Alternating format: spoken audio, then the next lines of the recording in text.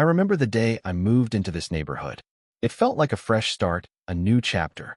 My daughter Maya and I had bounced from city to city for years, never quite able to put down roots. But this place, this quiet suburban neighborhood, had something different. The charm of tree-lined streets, spacious lawns, and neighbors who smiled and waved made it feel like we'd finally found the home we'd been searching for. It was everything I had promised Maya: peace, stability, the kind of life I'd dreamed of giving her. And when we first pulled up to the house, I couldn't help but feel a sense of relief. It wasn't just about the house itself, it was the fact that we could finally settle, without the constant moving. Maya was so excited. She darted around the front yard, her laughter filling the air. I watched her run, my heart swelling with pride. For the first time in years, we were home. In those first few weeks, things couldn't have gone better. Our neighbors were kind. They welcomed us with open arms. The elderly couple next door invited us over for coffee, sharing stories about the history of the neighborhood. Across the street, a young family had us over for dinner: homemade lasagna, laughter, and good conversation.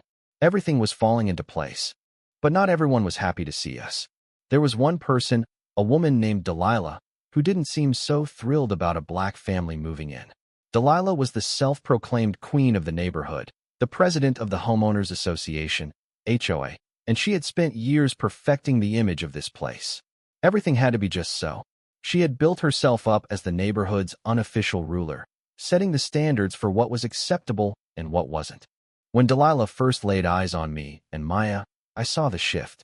It wasn't just the polite curiosity most neighbors showed when someone new moved in. No, there was something darker there, something that made her uncomfortable.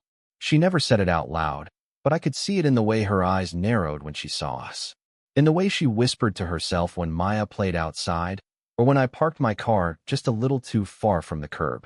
Delilah wasn't the kind of woman who liked things to be out of her control, and the sight of a black family laughing and living freely in her perfect neighborhood unsettled her. It wasn't just the small things that bothered Delilah. It was the very fact that we were there at all. I could see it in the way she watched us from her window. Every move we made, she scrutinized it. Maya left her toys out for too long. Delilah would huff under her breath. My car parked just a foot too far to the left. Delilah's disapproval was palpable. Every interaction seemed to rub her the wrong way.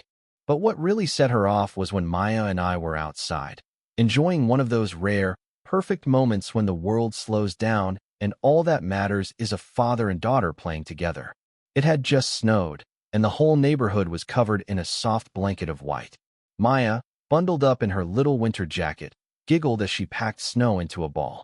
I watched her smiling. There was nothing like it. My daughter, in her element, in a world full of possibility. But from across the street, Delilah was watching, her eyes locked on us through her window. I could feel her gaze like a weight on my shoulders. It wasn't just that she didn't like seeing us happy, it was that she couldn't stand the sight of our freedom. Maya and I were carefree. No pretenses. No rules. And Delilah couldn't stand it. She grabbed her phone, and I saw her dial 911. I didn't know it at the time, but I was about to become the target of her latest attempt to maintain control. I had no idea what kind of trouble she was about to cause, but I felt a shift in the air. The sound of sirens in the distance confirmed it. I froze. Maya looked up at me, confused.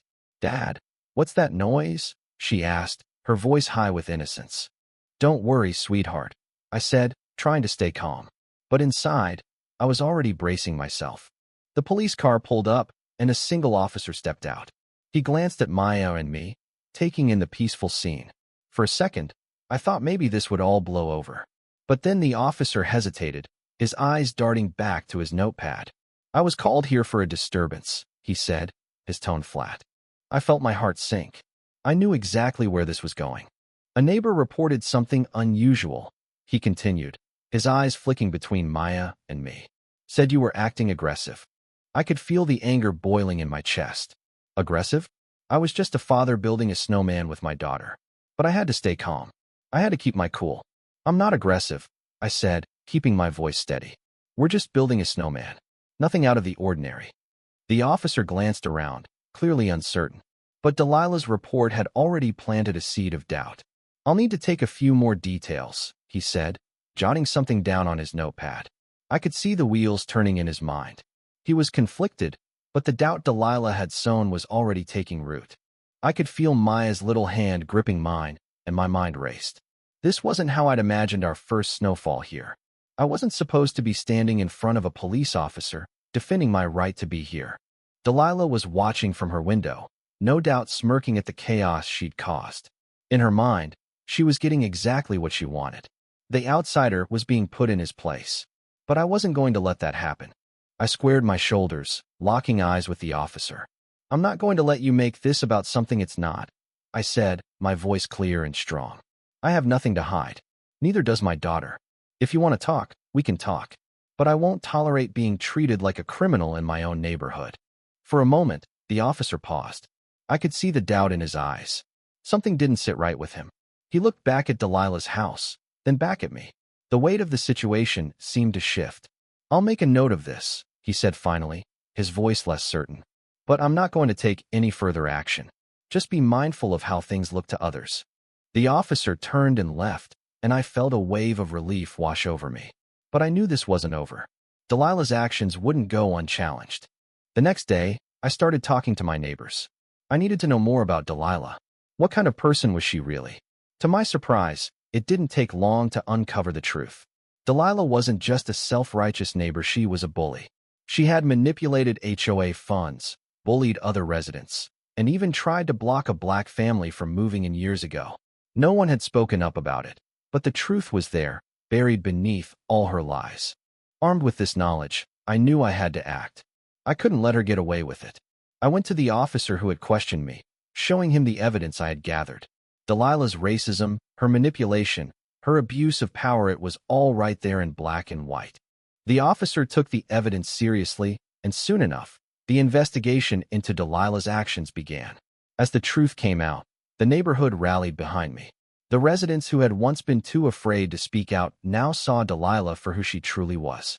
She wasn't the perfect neighbor she'd portrayed herself to be, was a criminal. When Delilah was arrested, it felt like a victory not just for me and Maya, but for the entire neighborhood. The person who had tried to tear us apart was now the one facing the consequences of her actions. It was justice, and it was sweet. As the days went on, more of Delilah's crimes were exposed. The police uncovered fraudulent financial records and secret deals with contractors.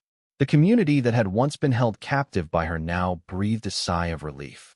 Delilah's reign of terror was over. And for Maya and me, it was more than just a victory over one woman. It was about standing up for what was right. It was about showing my daughter that no matter how hard the battle, you can always fight for justice. Now, as I watch Maya play in the yard, the snowman we built still standing proudly in front of our house, I can't help but feel proud. We fought for our place here. We fought for what was right. But the fight doesn't stop there. It's up to all of us to stand up against injustice. And that's why I'm asking you, what do you think about Delilah's actions? What would you have done in my place? Let me know in the comments. Share your thoughts, because together, we can make sure stories like this don't get swept under the rug. The truth matters, and it's time we all start standing up for it.